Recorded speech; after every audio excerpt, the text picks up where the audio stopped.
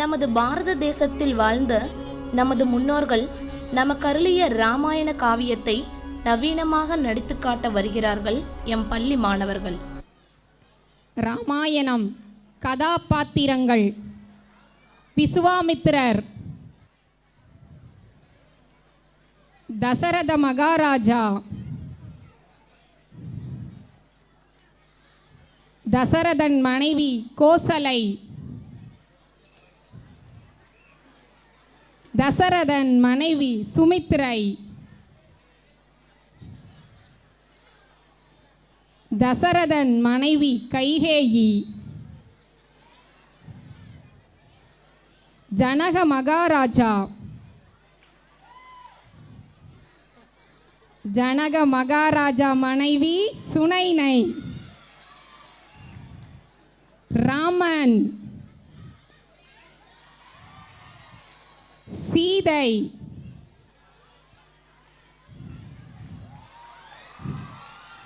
லட்சுமணன்,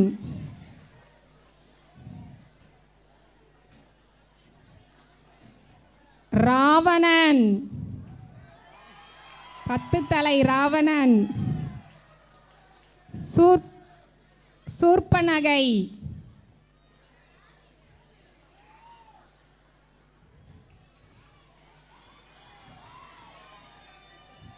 அகலிகை,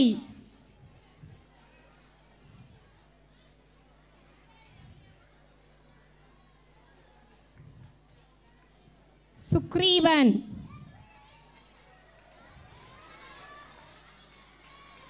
கூனி,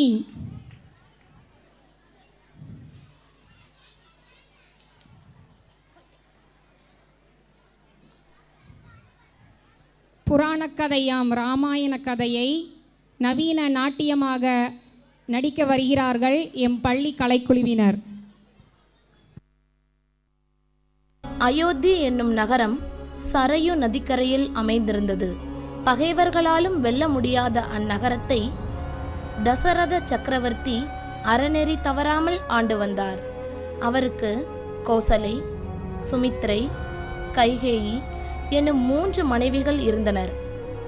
அவர்களுக்கு புத்திர காமேஷ்டி யாகம் செய்ததன் பயனாக கோசலைக்கு ராமனும், கைகேயிக்கு பரதனும், சுமித்ரைக்கு லக்ஷ்மணனும் சத்ருகனும் மகனாக பிறந்தனர். தசரத சக்கரவர்த்தியின் மகன்களாகிய ராமனையும் லக்ஷ்மணனையும் விஸ்வாமித்திர முனிவர் காட்டுக்கு அழைத்துச் செல்கிறார்.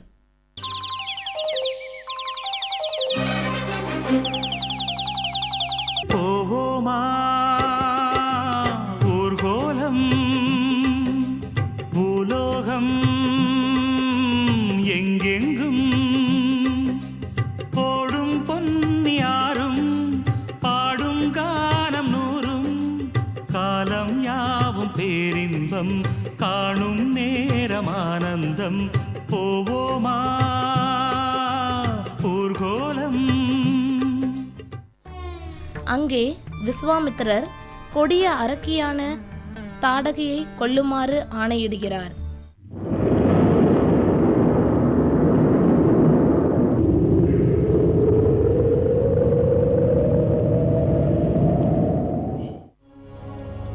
ராமனும் தாடகையும் போரிடுகின்றனர். ராமனின் ராமவாணம் தாடகியின் இருதயத்தை துளைத்தது. தாடகியின் கதையை முடித்த ராமனை விஸ்வாமித்திரர் பாராட்டுகிறார். வெற்றி மீது வெற்றி வந்து என்னை சேரும், அதை வாங்கி தந்த பெருமை எல்லாம் உன்னை சேரும். வெற்றி மீது வெற்றி வந்து என்னை சேரும், அதை வாங்கி தந்த பெருமை எல்லாம் உன்னை சேரும். அடுத்து விஸ்வாமித்திரர் ராமனையும் லக்ஷ்மணனையும் பிரசித்தி பெற்ற மிதிலாம்புரி நகருக்கு அழைத்துச் செல்கிறார். அப்போது வழியில் ராமனின் கால்பட்ட ஒரு கல் அகலிகை என்ற பெண்ணாக மாறுகிறது. நன்றி சொல்ல உனக்கு வார்த்தை இல்லை எனக்கு, நான் தான் மயங்குறேன். காலமுள்ள வரைக்கும் காலடியில் கிடக்க நான் தான் விரும்புறேன். நெடுங்காலம் நான் புரிஞ்சேன்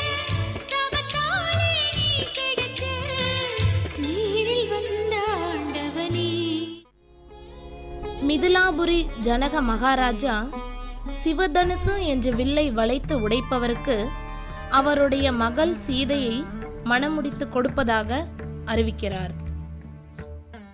ஆடி வரட்டும் மயிலக்காள தேடி விரட்டி கொடியை கட்டட்டும் வீரன் சூடுகள புஞ்சவலக்காள பாடி துரத்தி முடிவை கட்டட்டும் சூரன் உந்தன் பேரே பேசும் ஊரே உந்தன் வீர வேறு யாரே தகதோ தகதோ தகதோ. சுயம்வரத்திற்கு செல்லும்போது ராமனும் சீதையும் ஒருவரை ஒருவர் பார்த்து கொண்டபோதே இருவரும் காதல் வயப்பட்டனர்.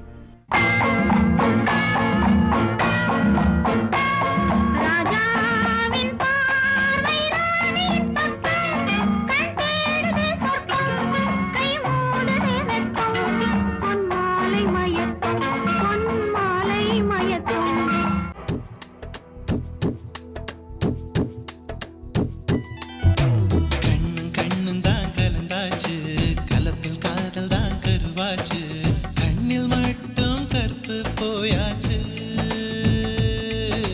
கண்ணும் கண்ணும் தான் கலந்தாச்சு, கலப்பில் காதல் தான் கருவாச்சு, கண்ணில் மட்டும் கற்பு போயாச்சு. சீதை சுயம்வரத்திற்கு தன் தோழிகளுடன் வருகிறாள்.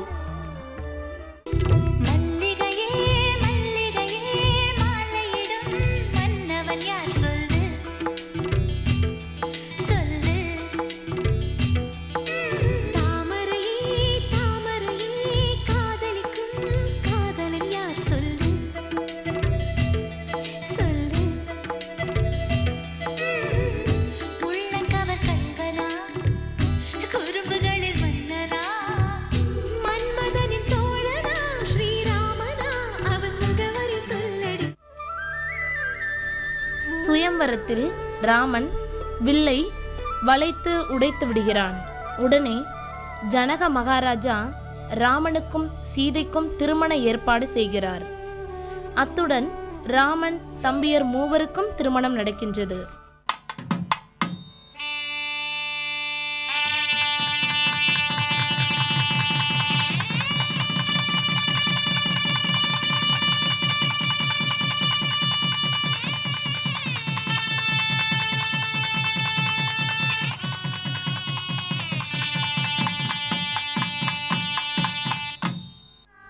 திருமணம் முடிந்தவுடன் அனைவரும் அயோத்தி செல்கின்றனர்.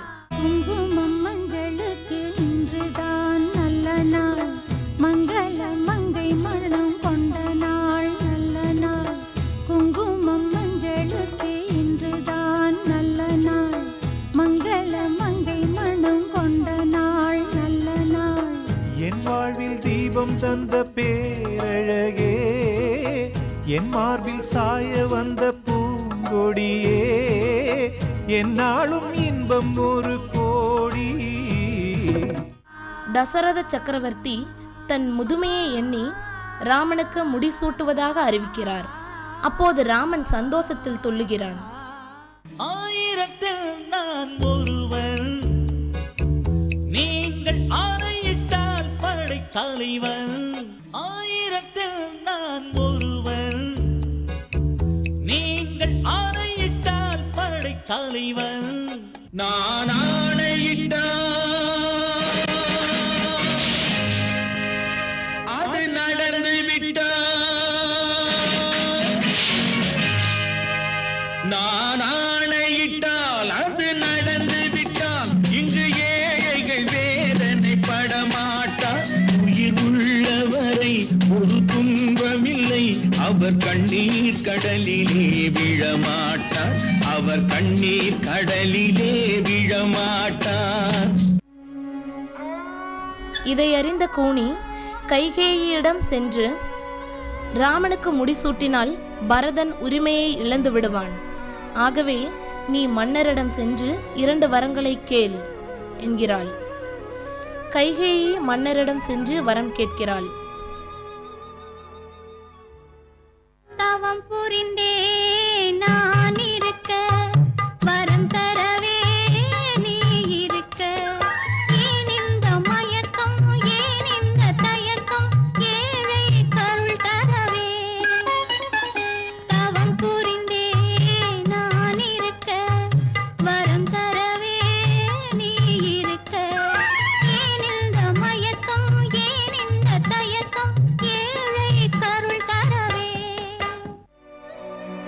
தசரதன், என்ன வரம் வேண்டும் உனக்கு என்று கேட்கிறார்.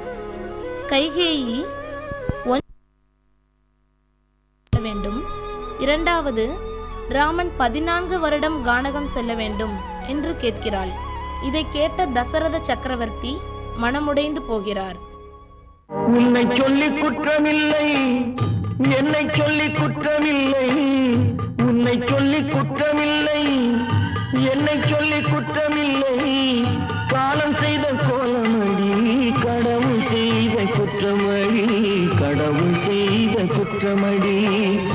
உன்னை சொல்லி குற்றமில்லை, என்னை சொல்லி குற்றமில்லை, காலம் செய்த கோலமடி, கடவுள் செய்த குற்றமடி, கடவுள் செய்த குற்றமடி.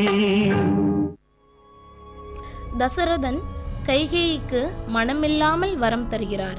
அந்த வரத்தின்படி ராமன், சீதை, லக்ஷ்மணன் மூவரும் காட்டுக்கு செல்கின்றனர். குத்தம்மா ஏன் குத்தம்மா, யார நானும் குத்தஞ்சொல்ல.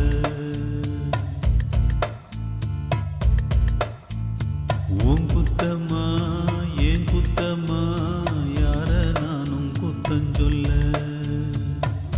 பச்சை பசும் சோலையிலே பாடி வந்த பைங்கிளியே, இன்று நடப்பாதையிலே வாழ்வதென்ன மூலையிலே.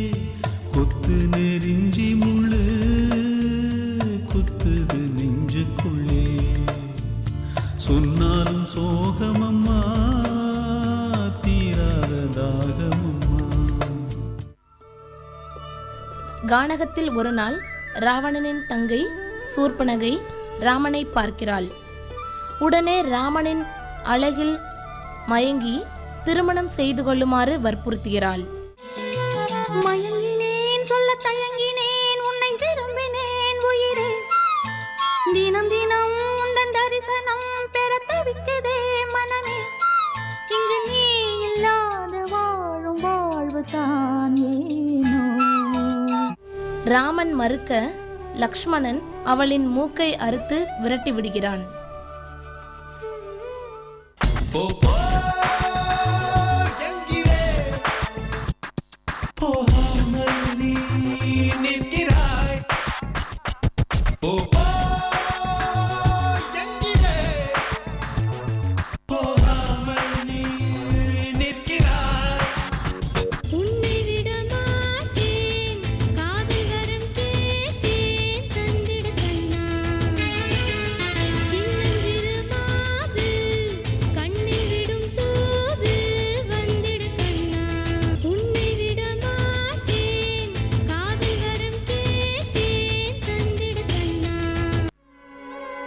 சூர்பனகை ராவணனிடம் சீதையின் அழகை பற்றி கூறுகிறாள்.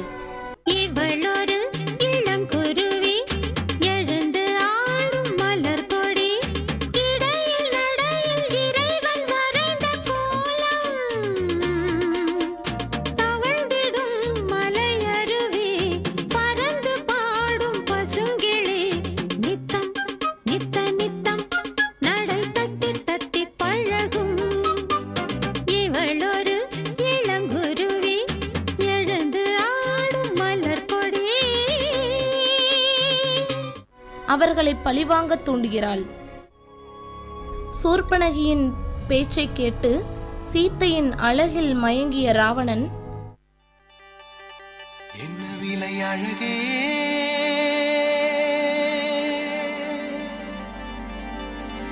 என்ன விலை அழகே, சொன்ன விலைக்கு வாங்க வருவேன், விலை உயிர் என்றாலும் தருவேன், இந்த அழகை கண்டு வியந்து போகிறேன், ஒரு மொழி இல்லாமல் மௌனமாகிறேன், ஒரு மொழி இல்லாமல் மௌனமாகிறேன். என்ன விலை அழகே, சொன்ன விலைக்கு வாங்க வருவேன், விலை உயிர் என்றாலும் தருவேன், இந்த அழகை கண்டு வியந்து போகிறேன், ஒரு மொழி இல்லாமல் மௌனமா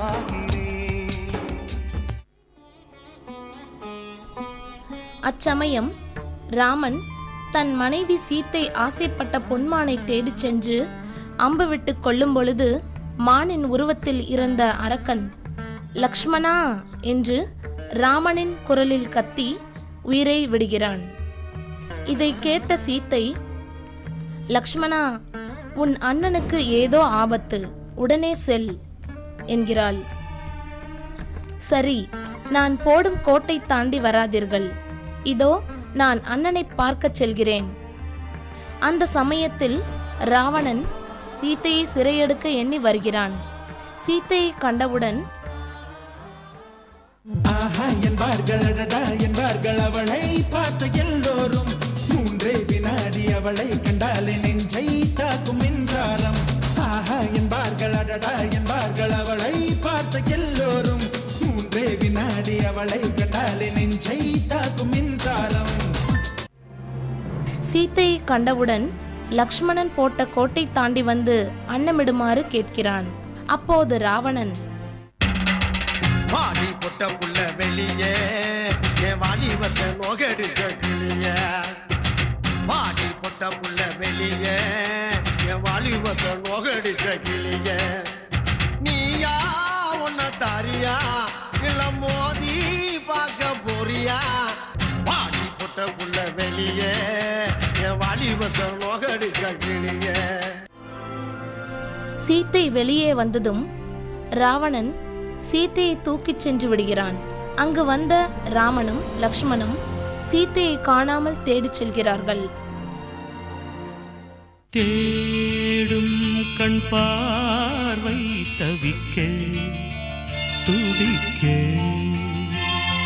தேடும் கண் பார்வை தவிக்க துடிக்க, சொன்ன வார்த்தை காற்றில் போனதோ வெறும் மாயமானதோ. இப்படி சீத்தையை தேடிச் சென்றபோது வனத்தில் ராமன், சுக்ரீவன், ஹனுமன் ஆகிய 3 நண்பர்கள் ஆகின்றனர். ஈஸ்வரா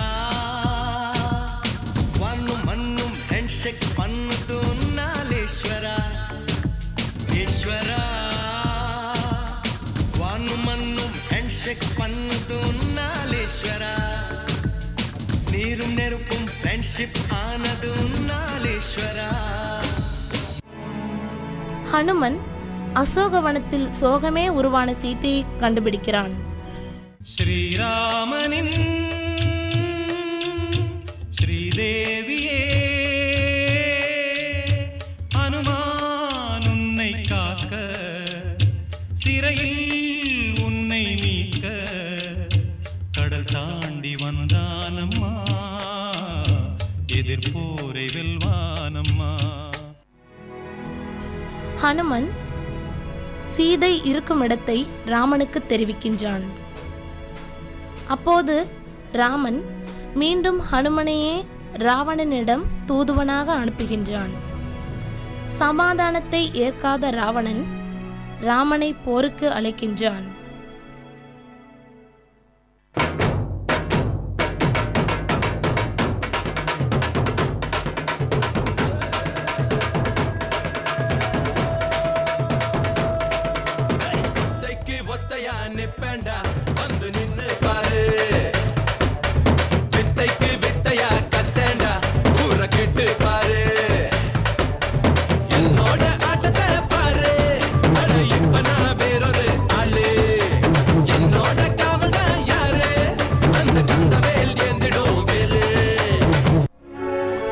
போரின் இறுதியில் ராவணன் இறந்து விடுகின்றான். வெற்றி மேல வெற்றிதான் நம்ம கையிலே, வெள்ளி காசு என்றுமே எங்க பையிலே. வெற்றி மேல வெற்றிதான் நம்ம கையிலே, வெள்ளி காசு என்றுமே எங்க பையிலே. ராமன் சீத்தையை ஹனுமனின் துணையுடன் அழைத்துக் கொண்டு அயோத்தி வருகின்றான்.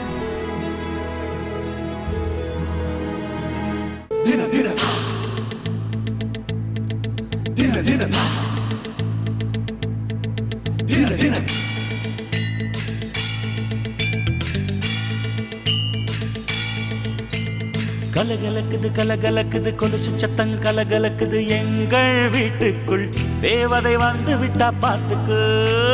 கலகலக்குது கலகலக்குது கொலுசு சத்தம் கலகலக்குது எங்கள் வீட்டுக்குள் தேவதை வந்து விட்டா பார்த்துக்கு. என் அண்ணன் தோள் மேலே பூமாலையாக ஆனாளே, அன்பாலே நம் வீட்டை ஆளும் ராணி ஆனாளே. அதிகாலையில் சுப்பிரபாதம் கேட்கும் இனிமேல் நம் வீட்டில் எப்போதும் கலகலக்குது கலகலக்குது எங்கள் வீட்டுக்குள் தேவதை வந்து விட்டா பார்த்துக்கு. கலகலக்குது கலகலக்குது எங்கள் வீட்டுக்குள் தேவதை வந்து விட்டா பார்த்துக்கு. என் அண்ணன் தோள் மேலே பூமாலையாக ஆனாளே, அன்பாலே நம் வீட்டை ஆளும் ராணி ஆனாளே.